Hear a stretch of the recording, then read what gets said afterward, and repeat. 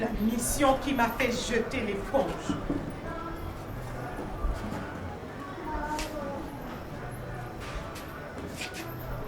Une nouvelle courait que les kilos d'herbe broyés traînaient dans la vie de Moutessi. Mino m'envoya les récupérer et buter l'idiot. Mais mon corps changeait. Je n'avais plus la rapidité dans l'exécution de mes missions. C'est réel. J'avais traîné mon derrière de chair bossue partout, avec des leaders pros, des leaders qualifiés. J'avais ingurgité toutes catégories. Les grands, les courts, les forts, les gringalets. Et mon corps changeait. La femme au caractère sauvage ayant une taille de guêpe disparaissait. Mon ventre grandissait en fonction de ce petit crâne qui s'y trouvait. J'ignorais qui avait logé cette tête dans mes tripes. Patron Mino s'en aperçut. J'ai beaucoup travaillé avec Mino, moi. J'ai exécuté les missions les plus macabres. Pas de place aux sentiments dans mon cœur. L'amour, oh, je ne savais pas ce que c'était, moi. Je n'avais pas pu attraper l'herbe broyée qui courait dans mon tessie. Patron Mino me corrigea à sa manière. Je ne voulais pas de cet être qui affaiblissait mon cœur. Hein? Il commençait à me donner des sentiments.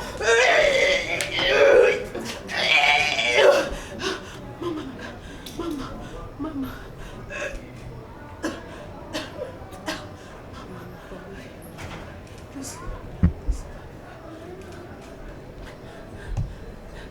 Mais j'avais quand même réussi à faire tituber l'herboriste. J'ai ciblé le bras, la jambe. Je ne voyais plus le foie. Entre-temps, j'avais fait la connaissance d'une personne qui cherchait à tout prix à me sortir de ma sauvagerie. Je ne savais pas qui c'était. Il était la logique en personne. La morale en forme humaine. Ses paroles faisaient leur chemin en moi. Il arrivait souvent au moment où je m'apprêtais à commettre l'irréparable. Hey, un jour, j'ai décidé d'extirper de mon abdomen ce petit crâne qui s'y trouvait. En vrai caïd, j'ai pris un fer effilé que j'ai promené dans les parois intimes. La baignoire était rouge de sang. Comme toujours, mon ange était là. Il avait le flair de chien et sentait venir l'irréparable. Transporté d'urgence dans une clinique, j'appris que j'avais vainement saccagé mon intérieur sans atteindre le petit crâne. J'ai écopé une infection de haut niveau. Finalement, j'ai pris des rendez-vous pour le déguerpir de mon estomac en bonne et due forme. Couché, les jambes en califourchon sur le lit dans une clinique, le regard dans le vide semblait fixer celle qui s'activait à ôter le petit crâne. L'image de la matière première de ma mère, pleine de sang, se présenta sous mes yeux. J'ai sauté du lit. Yessou! Le petit crâne échappa au massacre. Comme toujours, le mec logique était là.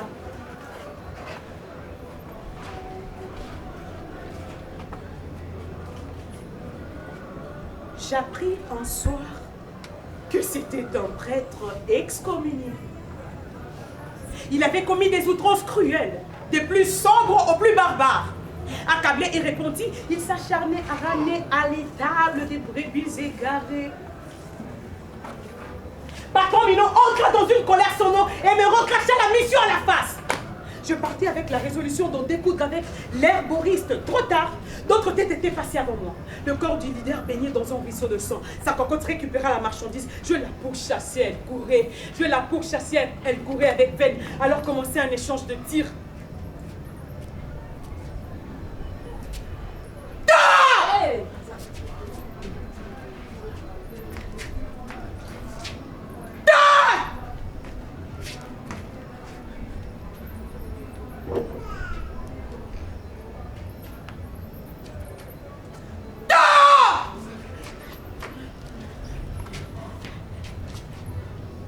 Je m'affaiblissais.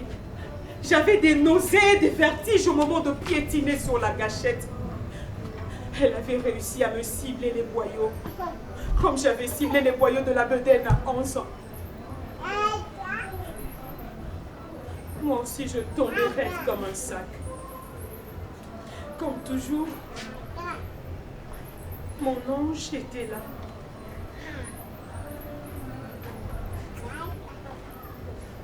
Ma sœur, j'ai survécu aux blessures de mes boyaux. Le petit crâne a résisté. Il était dû, ce petit crâne. Il s'est accroché à la vie. Il a échappé à tout. Il veut pointer son nez dans ce monde cruel. Un monde qui peut faire d'un prêtre le plus grand des monstres et d'un assassin un gros prêtre.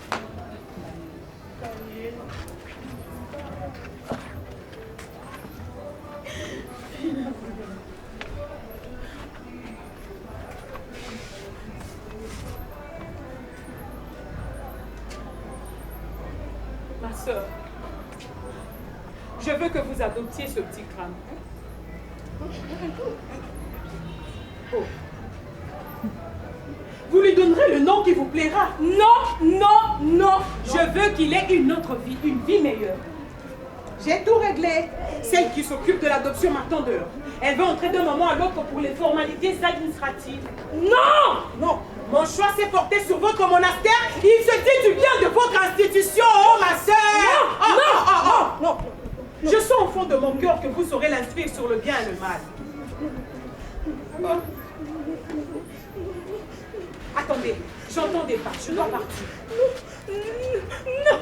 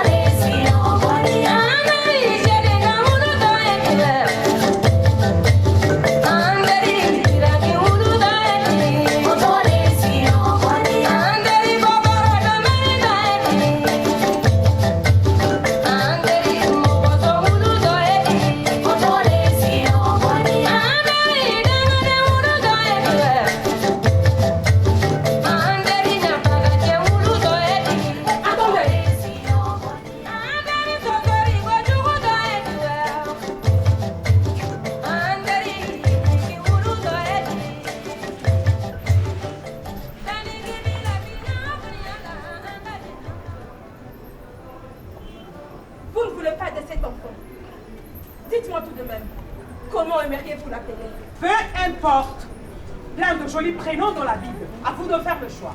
Ma fille, on ne rejette pas un être de la sorte. Puis-je avoir votre nom? Ça vous servira à quoi? Ah, pour le mettre plus tard à mes trousses? Non. Nini, oh, et alors? Oh. Plus je vous observe, plus j'ai l'impression de vous connaître. Impossible. Je n'ai jamais buté des crânes dans les couvents. Et dans des hospices?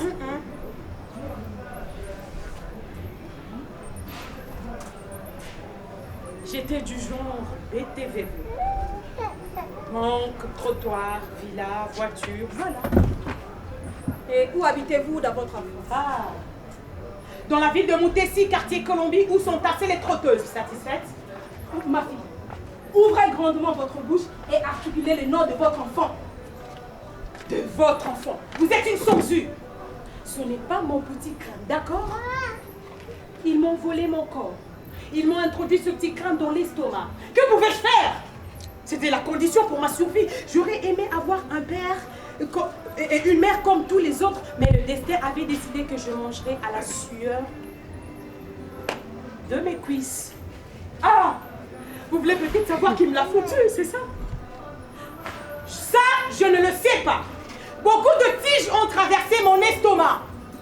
Ah, par où il est entré? À l'avant, À l'arrière? Avec qui? J'en ai eu de noms, moi. De Pierre à Judas, tous les apôtres m'ont visité. Oh!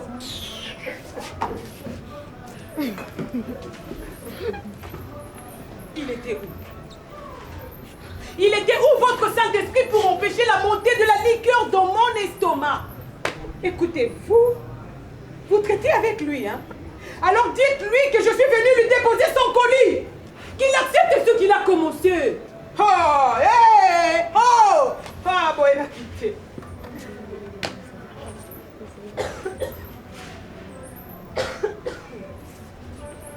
Oh, Kindo quitté. Oh, colocaté. Attends, je dois retourner dans ma cellule. Hein. Les vigiles m'ont accordé 2 heures, pas plus.